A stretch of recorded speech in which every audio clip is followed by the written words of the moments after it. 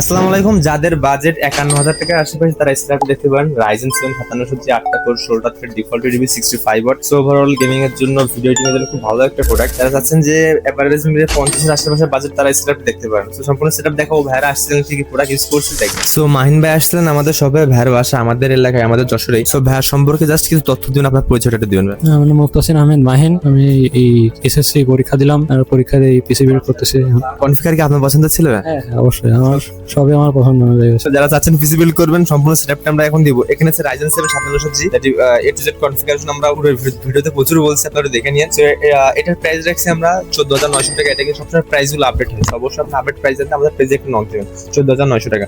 So motherboard use করছি আমরা B450 MS এর একটি মাদারবোর্ড, যেটার প্রাইস রাখছি আমরা 7,800 টাকা। RAM হিসেবে ইউজ করছি লেক্সারের থর সিরিজের 8GB করে দুইটা RAM, 16GB RAM ইউজ করা হয়েছে, যেটার প্রাইস রাখছি আমরা 2150 থেকে 4200 টাকা। তো এখানে আমরা SSD ইউজ করছি ডাবল ব্যান্ডের Gen 3 M.2 NVMe SSD 256GB, যেটার প্রাইস রাখছি আমরা 2500 টাকা। পাওয়ার সাপ্লাই আমরা ইউজ করছি ওলা ব্র্যান্ডের 550 ওয়াটের 80+ বোন সার্টিফাইড পাওয়ার সাপ্লাই, যেটা কিন্তু গোল্ডেন ট্রেডের অফিশিয়াল প্রোডাক্ট, 4 বছরের রিপ্লেসমেন্ট গ্যারান্টি রয়েছে, যেটা প্রাইস রাখছি আমরা 3700 টাকা।